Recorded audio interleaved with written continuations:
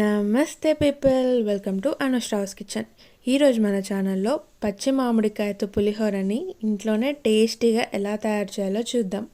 ఏదైనా పండగలకు కానీ లేదంటే డే టు డే లైఫ్లో కానీ మనం రెగ్యులర్గా చేసుకునే నిమ్మకాయ పులిహోరకి బదులు ఈ సీజన్లో మనకి ఎక్కువగా దొరికే పచ్చి మామిడికాయతో పులిహోర చేసుకుంటే చాలా బాగుంటుంది. పుల్ల పుల్లగా కమ్మగా చాలా టేస్టీగా ఉంటుంది. తినే కొద్దీ తినాలనిపించే ఈ పచ్చి మామిడికాయ పులిహోరని ఇంట్లోనే టేస్టీగా ఎలా తయారు చేయాలో మన ఛానల్లో చూద్దాం పదండి. ముందుగా 2 గ్లాసెస్ రైస్ తీసుకుంటున్నాను. నేను చూపించే పులిహోర 2 నుంచి 3కి హాయిగా సరిపోతుంది. 2 గ్లాసెస్ రైస్ తీసుకొని ఒక 2-3 సార్లు బాగా వాష్ చేసుకున్న తర్వాత స్టవ్ మీద ఒక గిన్నె పెట్టుకొని దాంట్లో మనం వాష్ చేసుకున్న రైస్ వేసుకోవాలి. 2 గ్లాసెస్ రైస్కి 4 గ్లాసెస్ వాటర్ వేసుకుంటున్నాను.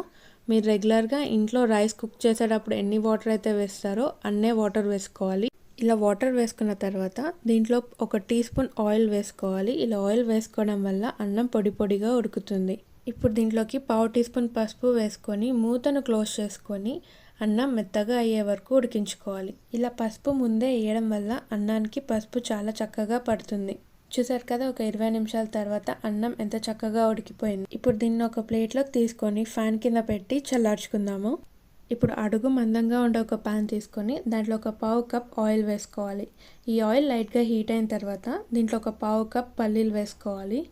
స్టవ్ లో ఫ్లేమ్లో పెట్టుకొని ఈ పల్లీలు లైట్ గోల్డెన్ కలర్ వచ్చేంత వరకు ఫ్రై చేసుకోవాలి. మీరు పల్లీలు క్రిస్పీగా తినాలి అనుకున్న వాళ్ళు ఈ పల్లీలు ఫ్రై అయిపోయిన తర్వాత పక్కకు తీసేసుకొని ఆఖరిగా కూడా కలుపుకోవచ్చు. ఏ పులిహోరలోకైనా వేయించిన పల్లీలు వేస్తే టేస్ట్ చాలా బాగుంటుందండి. మీలో ఎంతమందికి పులిహోరలో పల్లీలు అంటే ఇష్టమో మా కింద కామెంట్ సెక్షన్లో కామెంట్ చేయండి.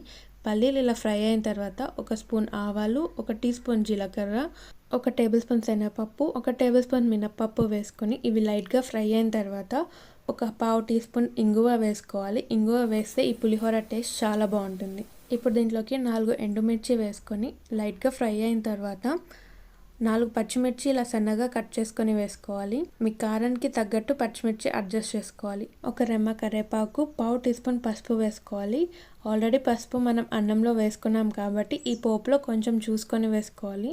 2 నిమిషాలు ఈ పోపు మంచి స్మెల్ వచ్చేంత వరకు ఫ్రై చేసుకోవాలి. ఒక 2 నిమిషాల తర్వాత 2 కప్పుల పచ్చి మామిడికాయ తురుము వేసుకోవాలి. 2 కప్స్ రైస్కి 2 కప్స్ పచ్చి మామిడికాయ తురుము వేసుకోవాలి. ఇలా ఈక్వల్ క్వాంటిటీలో తీసుకోవడం వల్ల పులుపు టేస్ట్ పర్ఫెక్ట్గా సెట్ అవుతుంది. మీ మామిడికాయ పులుపుని బట్టి వేసుకోవాలి.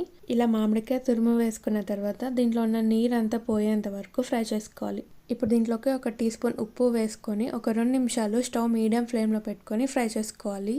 చూసారు కదా, ఒక 2 నిమిషాల తర్వాత సాఫ్ట్గా ఈ కన్సిస్టెన్సీలో మగ్గిపోయిన తర్వాత స్టవ్ ఆపేసుకొని పూర్తిగా చల్లారిపోయిన రైస్లోకి ఈ పోపు కొంచెం కొంచెంగా వేసుకొని ఈ రైస్ అంతటికి ఈ పోపు పట్టేలాగా కలుపుకోవాలి.